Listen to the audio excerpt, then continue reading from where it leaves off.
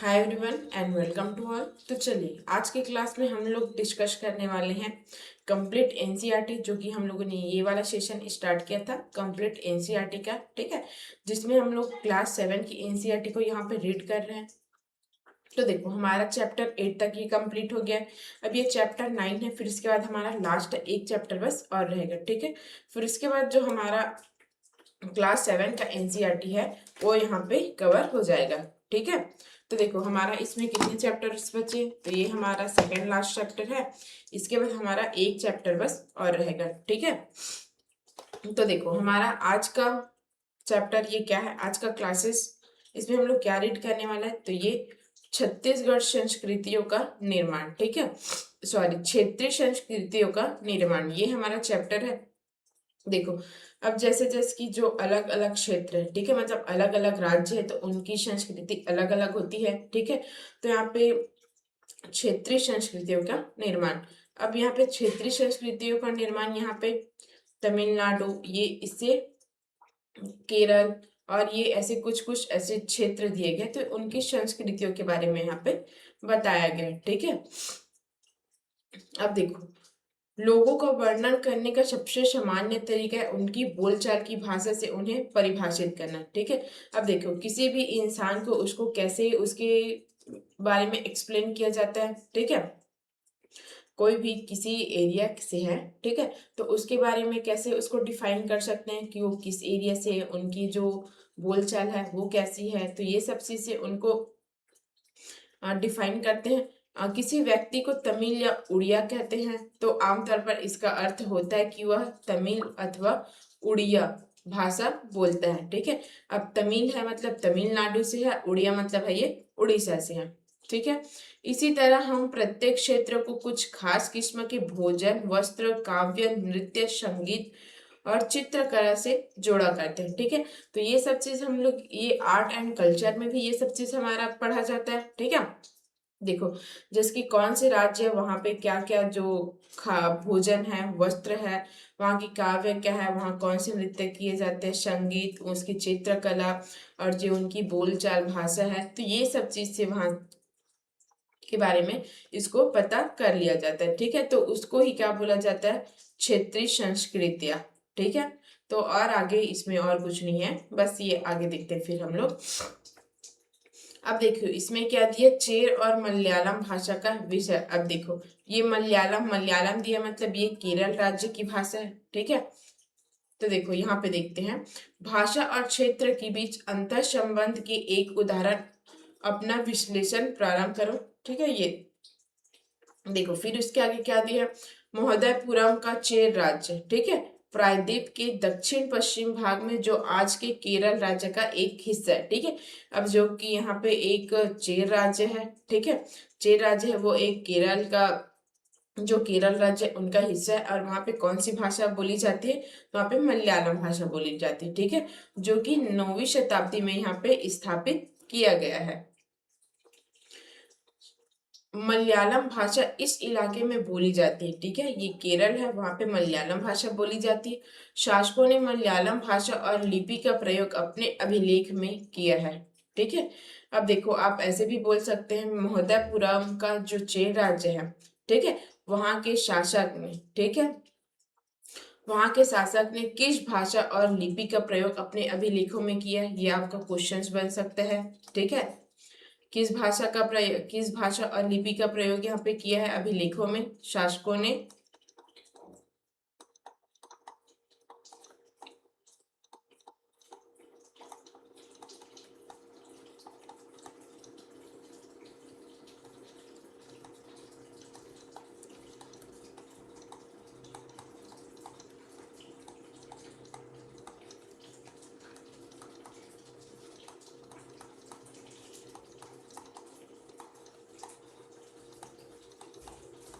तो ये कहाँ के है, ये चेर राज्य जो कि केरल राज्य का एक हिस्सा है। ठीक है, वहां के शासकों की बात हुई है, तो यहाँ पे किस भाषा और लिपि का यहाँ पे प्रयोग, तो ठीक है, यहाँ पे हम लोग क्या देख रहे थे, शासकों ने किस भाषा और लिपि का प्रयोग अपने अभिलेखों में किया है, तो ये मलयालम। ठीक है, मलयालम भाषा और लिपि का प्रयोग अपने अभिलेख में किया है। ठीक है, उसके बाद हम लोगों ने यहाँ पे क्या देख रहे थे कि वस्तुतः इस भाषा का प्रयोग उपमहाद्वीप के सरकारी अभिलेखों में किसी क्षेत्रीय भाषा के प्रयोग के सबसे पहले उदाहरण में से ये एक है। ठीक है, जो ये गवर्नमेंट अभिलेख है उनमें से किसी क्षेत्रीय भाषा के प्रयोग से, ठीक है, ये सबसे पहले ये उनका एग्जाम्पल है।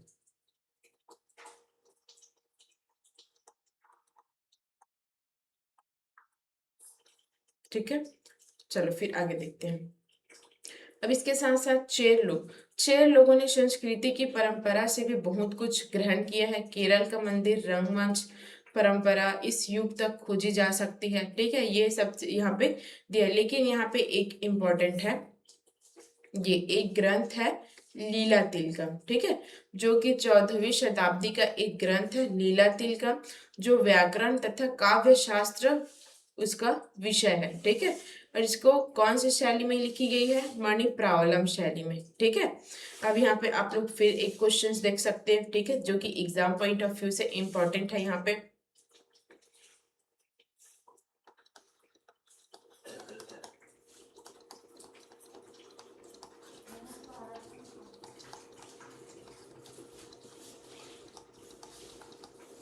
चौदहवीं शताब्दी का एक ग्रंथ है लीला तिलकम। ठीक है, जो कि किस शैली में लिखी गई है?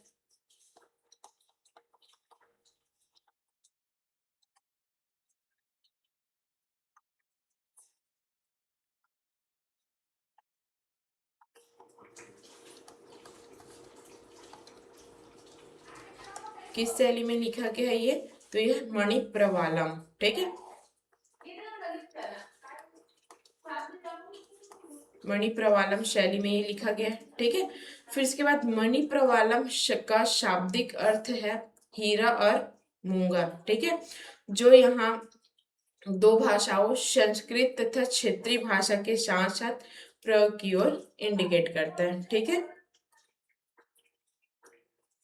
फिर इसके बाद है ये मलयालम में रचित एक आरंभिक ये केरल का एक अभिलेख है। ठीक है, जो कि मलयालम भाषा में मलयालम भाषा और मलयालम लिपि में यहाँ पे रचित किया गया है। ठीक है, तो आप लोग ये इसको देख सकते हो।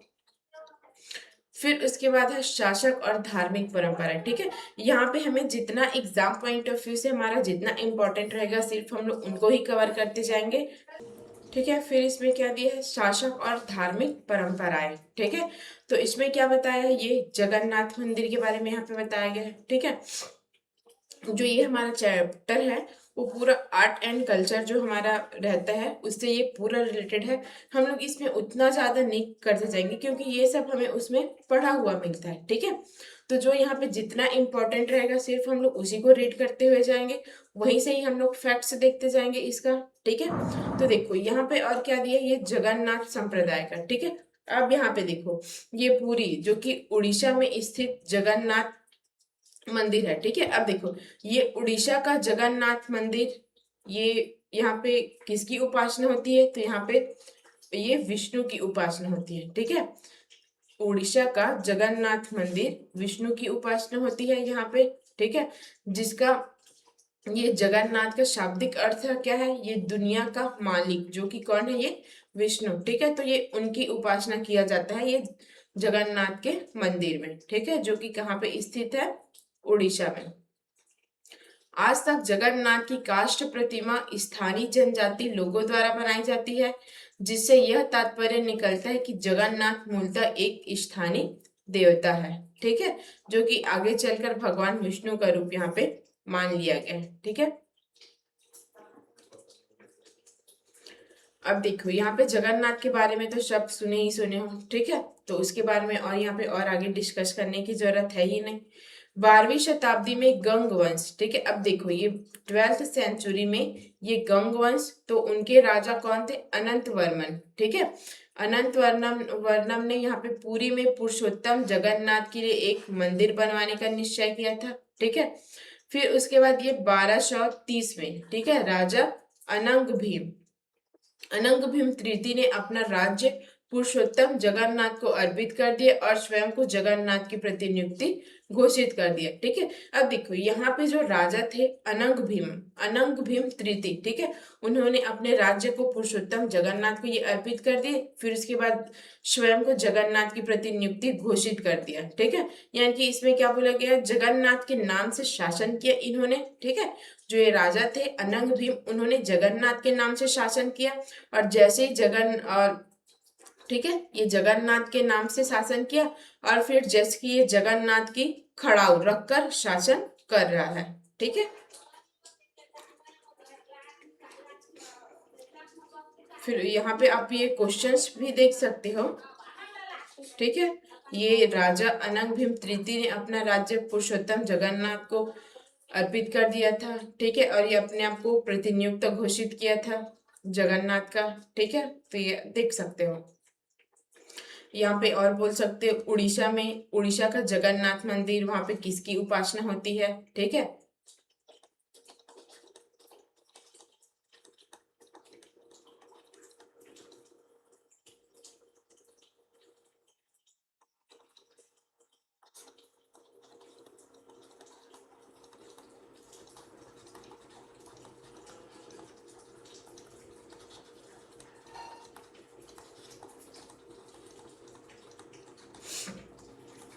वहाँ किसकी उपासना होती है, तो वह विष्णु की। ठीक है, फिर आगे देखते हैं हम लोग। ये अब हमारा देखो यहाँ पे Mughal, Maratha, east India company, तो ये सब है, ये सब यहाँ पे इस मंदिर पे अपना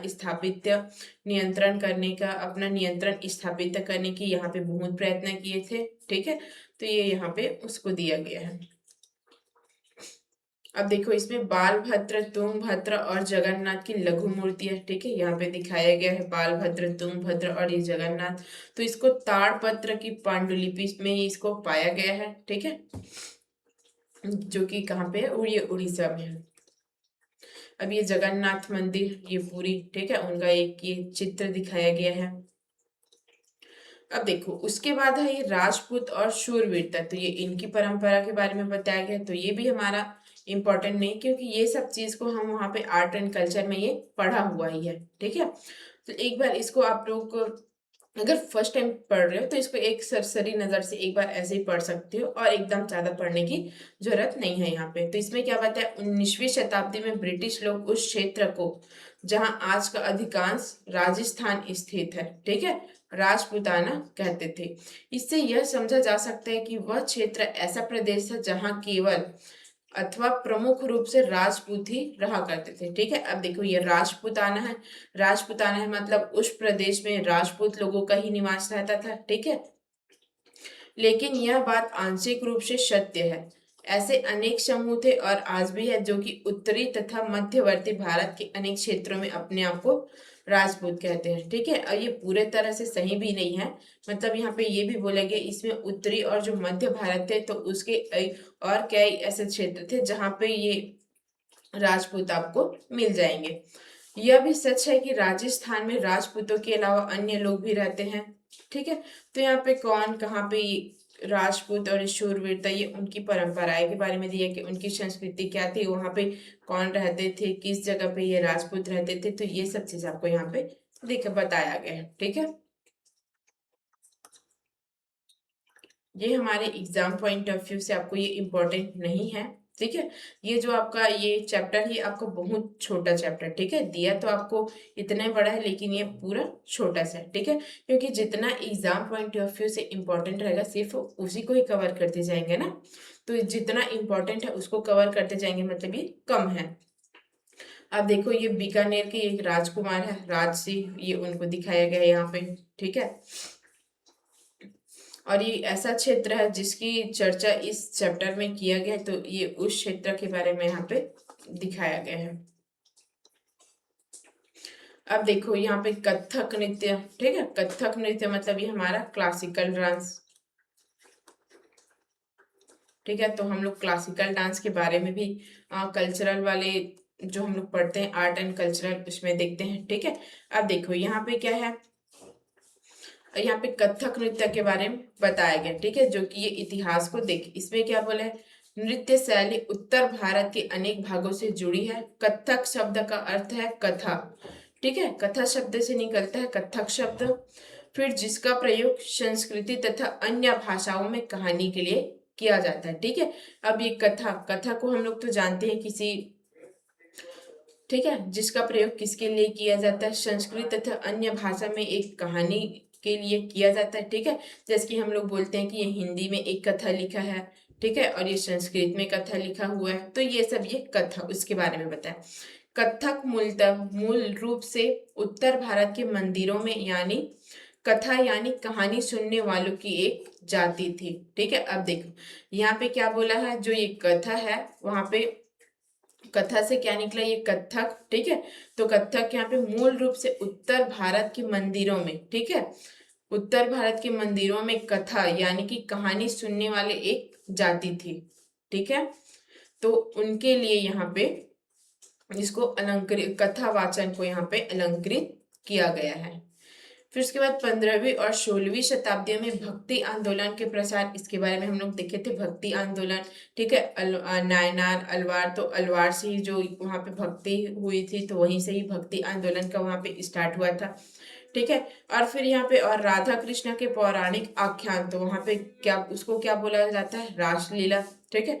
जो उनके नाटक के रूप में उसको प्रस्तुत किया जाता है राधा कृष्ण के, तो उसको क्या बोला जाता है, तो उसको रासलीला बोला जाता है, रासलीला, ठीक है। तो यहाँ पे क्या बोला गया है, जो रासलीला है, ठीक है, रासलीला एक लोक नृत्य के साथ कथाकारी, ठीक है, कथाकार के मूल हाव भाव से जुड़े होते हैं, ठीक है। अब ये रासलीला के किसके नाट्य के रूप में प्रस्तुत किया जाता है, तो ये राधा कृष्ण के पौराणिक आख्यान लोक नाट्य है, ठीक है। फिर यहाँ पे देखो ये मुगल बादशाहों और उनके अभिजीतों के शासनकाल में कथक नृत्य राज दरबार में यहाँ पे प्रस्तुत किया जाता था, ठीक है। तो ये, और ये इतना इम्पोर्टेंट नहीं है यहाँ पे।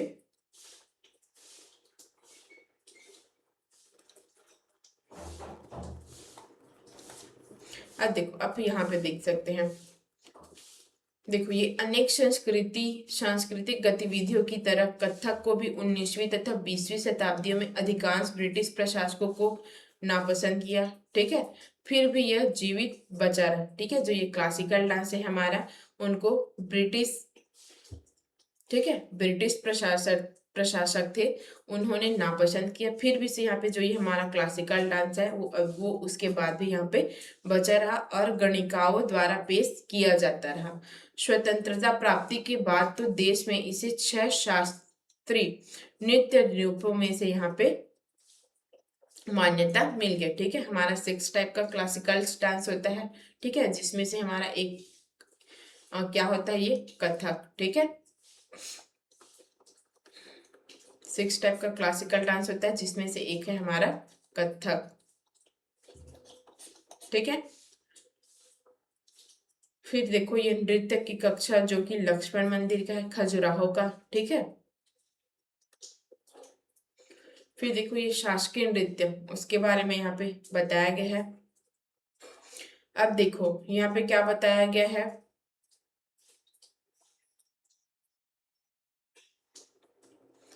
नृत्य रूप जिन्हें इस शास्त्रीय माना जाता है, तो ये कौन कौन से, ये देखो ये बताया गया, ये भरतनाट्यम जो कि तमिलनाडु से है, ये कथकली जो कि ये केरल से है, ओडिसी जो कि उड़ीसा से है, कुचिपुड़ी आंध्र प्रदेश से है, मणिपुरी ये मणिपुर से है, ठीक है। तो ये यहाँ पे कथक नृत्य के बारे में यहाँ पे बताया गया है। जो हमारा 6 क्लासिकल डांस होता है, तो ये उनसी में से है, ठीक है। और एक हमारा कौन सा है, कथक, ठीक है। और देखो ये लघु चित्र की परंपरा, अब यहाँ पे संरक्षकों के लिए चित्रकला, अब यहाँ पे क्या लिखा गया है, तो जो ये चित्रकला होते थे, ठीक है, ये उनकी परंपरा के बारे में यहाँ पे बताया गया है। तो देखो एक अन्य परंपरा जो कई रीतियों से विकसित हुई वह थी लघु चित्रों की परंपरा। अब लघु चित्र को क्या बोला गया है, उनके नाम से पता चलता है, ठीक है, लघु चित्र, तो ये उनके नाम से ही पता चलता है कि ये उनका साइज छोटा रहेगा, जो ये चित्र बनाए गए हैं उनका आकार छोटा रहेगा, ठीक है। जिन्हें आमतौर पर जल रंगों से कपड़े या कागज पर चित्रित किया जाता है, ठीक है। प्राचीनतम लघु चित्र ताड़पत्रों अथवा लकड़ी की तख्तियों पर चित्रित किए जाते हैं। अब यहाँ पे आपको एक क्वेश्चन पूछा जा सकता है, जो कि प्राचीनतम लघु चित्र है वो कहाँ पर चित्रित किए गए हैं, ठीक है। प्राचीनतम लघु चित्र कहाँ पर चित्रित किया गया है?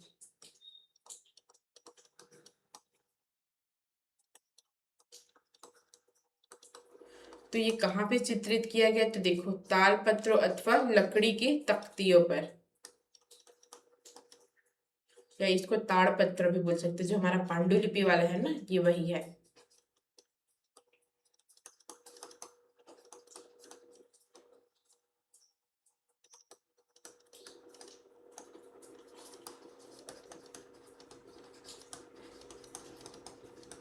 ठीक है, ये तख्ती जो है, ठीक है। और देखो यहाँ पे क्या बोला है, ये मुगल बादशाह अकबर, जहांगीर और शाहजहां ने अत्यंत कुशल चित्रकारों को संरक्षण प्रदान किया था, जो प्राथमिक रूप से इतिहास और काव्यों की पांडुलिपियां चित्रित करते थे, ठीक है। ये पांडुलिपियां आमतौर पर चटक रंगों में चित्रित की जाती थी और उनके दरबार के दृश्य, लड़ाई तथा शिकार के दृश्य और सामाजिक जीवन के अत्यंत पहलू यहाँ पे चित्रित किए जाते थे, ठीक है।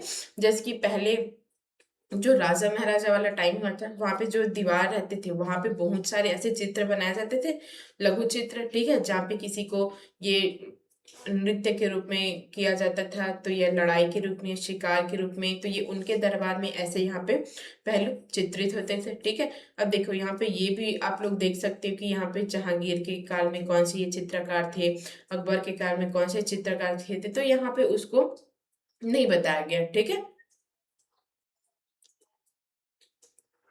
ये कुछ गिने चुने लोग, बादशाह और उनकी घनिष्ठ जनों द्वारा ही देखे जा सकते थे, ठीक है। और जो ये चित्र यहाँ पे बनाया जाता था, तो उनको देखो यहाँ पे बादशाह और उनके जो घनिष्ठ जन थे, तो उनके द्वारा यहाँ पे इसको देखा जा सकता था, ठीक है। अब ये इम्पोर्टेंट नहीं है यहाँ पे, ठीक है। जो हमारा एग्जाम पॉइंट ऑफ व्यू से जितना एग्जाम इम्पोर्टेंट है, सिर्फ हम लोग उसी को यहाँ पे डिस्कस करते जाएंगे, ठीक है। अब देखो यहाँ पे क्या दिया गया, 17वीं शताब्दी के बाद वाले वर्षों में इस क्षेत्र में लघु चित्रकला, ठीक है, कि एक साहसपूर्ण एवं भावप्रणव शैली का विकास हो गया था, जिसे बसोहली बसोहली शैली कहा जाता था, ठीक है। जो ये 17वीं शताब्दी है, उनके बाद एक लघु चित्रकला की एक साहसपूर्ण शैली का विकास हुआ था, जिसे कौन सी शैली बोला जाता था? बसोहली शैली, ठीक है। यहाँ जो सबसे लोकप्रिय पुस्तक चित्रित की गई है वह भानुदत्त की रासमंजरी है, ठीक है, जिसको 1739 में नादिर शाह के आक्रमण और दिल्ली विजय के परिणाम स्वरूप मुगल कलाकार मैदानी इलाकों की अनिश्चितताओं से बचने के लिए पहाड़ी क्षेत्र की ओर पलायन किया गया इसको। अब देखो यहाँ पे जो ये भानुदत्त है, उसकी ये रस मंजरी, ठीक है, ये उसकी लोकप्रिय पुस्तक है, ठीक है। और यहाँ पे और इतना इम्पोर्टेंट नहीं है, ठीक है, ये भी हमारा इम्पोर्टेंट नहीं है। तो देखो ये हमारा यहाँ पे ये पूरा ये चीज लघु चित्र, यहाँ पे देखो अकबर मुगल ये लघु चित्र यहाँ पे दिखाया गया है, ठीक है। ये और ये राजपुत्र का लघु चित्र है, और देखो ये राधा रानी और उसकी जो इनकी सखी जो पहाड़ी पे है, तो ये उनका लघु चित्र है। अब देखो यहाँ पे बंगाल, बंगाल का क्या दिखा है, देखो बंगाल है तो उसकी क्षेत्रीय भाषा का विकास, ठीक है। अब बंगाल है तो उसकी क्षेत्रीय भाषा क्या होगी? बंगाली होगी, जाहिर सी बात है, ठीक है। अब तो यहाँ पे दिया गया है, ठीक है, ये बंगाली, ठीक है, ये देखो यहाँ पे दिया है बंगाली, तो ये बोलते थे, ठीक है। अब इससे ज्यादा हम अब यहाँ पे और कुछ नहीं देखेंगे, ठीक है। जो कि यहाँ पे आपका इंपॉर्टेंट आते जाएगा, वहां पे मैं आपको बताते जाऊंगी। तो यहाँ पे 4वीं और 3री शताब्दी में बंगाल मगध और बीच के वाणिज्य संबंध स्थापित होने लगे, ठीक है। ये भी हमारे यहाँ पे इम्पोर्टेंट नहीं है। अब देखो यहाँ पे क्या दिया है, तो देखो 8वीं शताब्दी के पाल शासक के अंतर्गत एक क्षेत्रीय राज्य का उद्भव हो गया, ठीक है, जिसको हम लोगों ने चैप्टर 2 में देख लिया है। फिर यहाँ पे चैप्टर 3 में भी हम लोगों ने दिल्ली के शासक के बारे में यहाँ पे देखा था, ठीक है। और ये 1586 में जब अकबर ने इस प्रदेश बंगाल को जब जीत लिया था, तो उसने वहां पे उसे एक सूबा माना गया था, ठीक है। उस समय प्रशासन की भाषा तो फारसी थी, लेकिन बंगाली एक क्षेत्रीय भाषा के रूप में विकसित हो रही थी, ठीक है।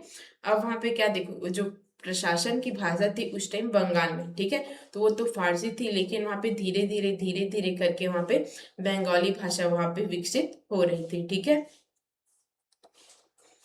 देखो अब ये भी हमारा इम्पोर्टेंट नहीं है यहाँ पे। अब देखो यहाँ पे एक दिया गया है गौड़ी वैष्णव आंदोलन, ठीक है। गौड़ी वैष्णव आंदोलन, उसके नेता कौन थे, तो ये चैतन्य देव, ठीक है। तो ये किससे संबंधित थे, ठीक है।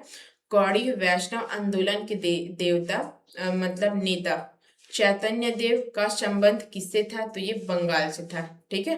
यहाँ पे आप क्वेश्चंस लिख सकते हो। गौड़ी वैष्णव आंदोलन के नेता, ठीक है।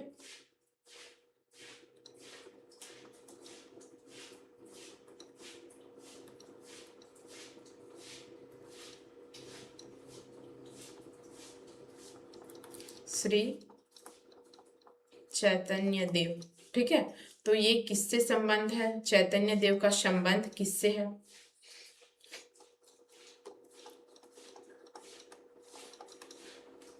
तो ये किससे है, तो ये बंगाली मतलब यहाँ पे बंगाल से, ठीक है। अब यहाँ पे ये भी हमारा एग्जाम पॉइंट ऑफ से इम्पोर्टेंट नहीं है यहाँ पे, ठीक है। ये देखो यहाँ पे क्या दिया गया है, ये सबसे पहले रामायण के तालपत्र की पांडुलिपि का एक पृष्ठ है जो कि बंगाली रामायण थी, ठीक है, ये उनको दिखाया गया यहाँ पे। फिर उसके बाद यहाँ पे देखो ये मैनामती, गोपीचंद और धर्म ठाकुर, ठीक है, तो ये उनके बारे में दिया गया है। तो ये एक सन्यासी होते थे, ठीक है, मतलब ये सन्यासी थे जो कि नाथ पंथ, ठीक है, सन्यासी थे और ये नाथ पंथ से थे। अब देखो यहाँ पे मैनामती और गोपीचंद्र और धर्म ठाकुर ये सन्यासी थे और नाथ पंथ थे, ये तो हमें यहाँ पे देख लिया, लेकिन इसके बारे में और क्या देख सकते हैं, ठीक है। देखो जो मैनावती और गोपीचंद है वो भारतीय लोक कथाओं के प्रसिद्ध पात्र है, ठीक है। मैनामती और गोपीचंद्र है, ठीक है,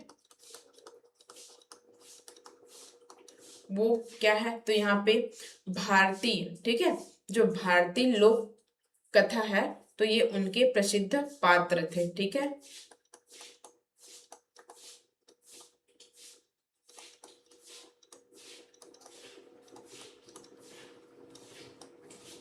लोक कथाओं के।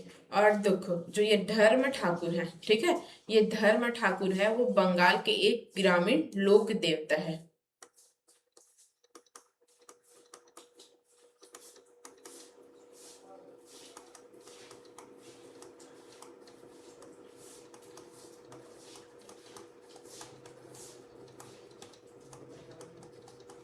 ठीक है, इसके बारे में आपको पता चला। तो देखो जो ये मैनावती है तो ये एक बंगाल के एक मतलब एक धर्मपरायण और दूरदर्शी रानी थी, ठीक है।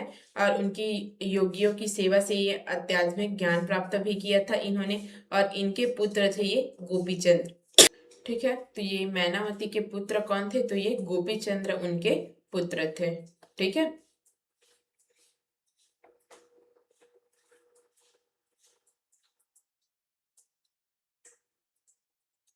अब देखो यहाँ पे पीर और मंदिर, अब देखो पीर और मंदिर के बारे में पता है तो ये भी हमारा यहाँ पे इम्पोर्टेंट नहीं है, ठीक है। जो उनकी कल्चरल थी, जनजाति थी, तो ये सब ये उनके बारे में ही बताया गया है। पीर ये देख लेते हैं, ये बस क्या होता है उसको बस देख लेते हैं। तो पीर देखो ये फारसी भाषा का एक शब्द है जिसका अर्थ होता है आध्यात्मिक मार्गदर्शक, ठीक है। पीर का अर्थ क्या होता है? ये पीर यहाँ पे फारसी शब्द है जिसका अर्थ यहाँ पे आध्यात्मिक मार्गदर्शक होते हैं। अब मंदिर के बारे में तो आप जानते हैं मंदिर क्या होता है, ठीक है। जो हिंदू है ये उनकी एक धार्मिक स्थान है मंदिर, हिंदुओं की धार्मिक स्थान है, ठीक है। अब यहाँ पे बंगाल में 15वीं शताब्दी के बाद बनने वाला, ये भी हमारा इम्पोर्टेंट नहीं है।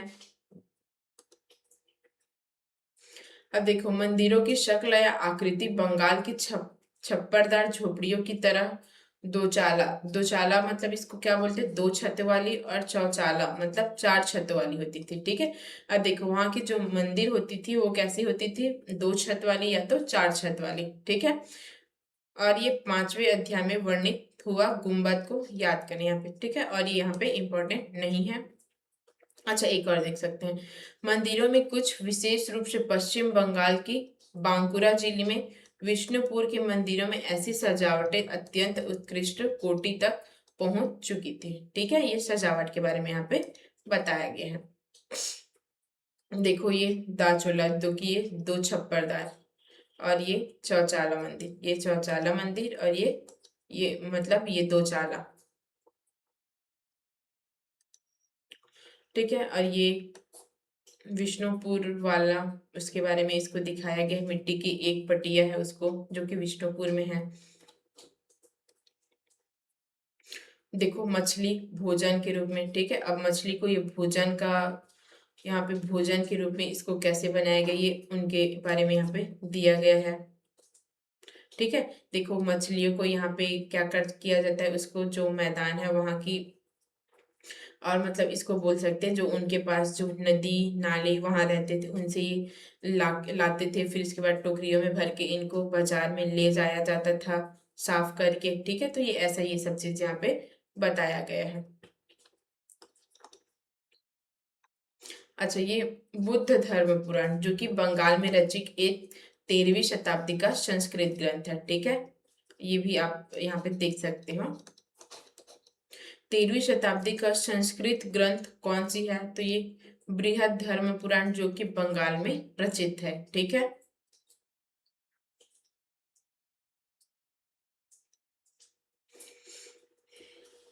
ये विशाल लक्ष्मी मंदिर से मिट्टी का एक फलक है, ठीक है, जो कि यहाँ पे दिखाया गया है। अभी हमारा अन्यत्र, तो ये भी हमारा इम्पोर्टेंट नहीं रहता है, ठीक है। ये हमारे एग्जाम पॉइंट ऑफ व्यू से, ठीक है। तो इसके बाद हमारा जो चैप्टर है यहीं पे हम लोग एंड करते हैं, ठीक है। अगर आपको इससे रिलेटेड कोई भी इंक्वायरी होगी तो यहाँ पे आप लोग नीचे डिस्क्रिप्शन बॉक्स में नंबर दिया गया व्हाट्सएप नंबर, आप उसमें इंक्वायरी कर सकते हो। और जो ये आज का सेशन है उसका पीडीएफ आपको टेलीग्राम चैनल में अपलोड कर दिया जाएगा, तो आप लोग वहां से इसका पीडीएफ भी ले सकते हैं, ठीक है। आप लोग ये मत समझना कि इतना बहुत छोड़ छोड़ के पढ़ा है, ठीक है। जितना हमारा एग्जाम पॉइंट ऑफ व्यू जितना इंपॉर्टेंट है सिर्फ हम लोग उसी को पढ़ते जाएंगे, ठीक है। क्योंकि सबको पढ़ने का कोई मतलब ही नहीं रहता है ना, सबको पढ़ोगे तो तुम्हें कितना सारा को याद कर पाओगे भाई, ठीक है। तो इसलिए जो हमारा एग्जाम पॉइंट ऑफ व्यू से जितना इंपॉर्टेंट रहता है सिर्फ उसी को एनसीईआरटी में कवर किया जाता है, ठीक है। तो थैंक यू सो मच, मिलते हैं नेक्स्ट क्लास में, तब तक के लिए वेल डन।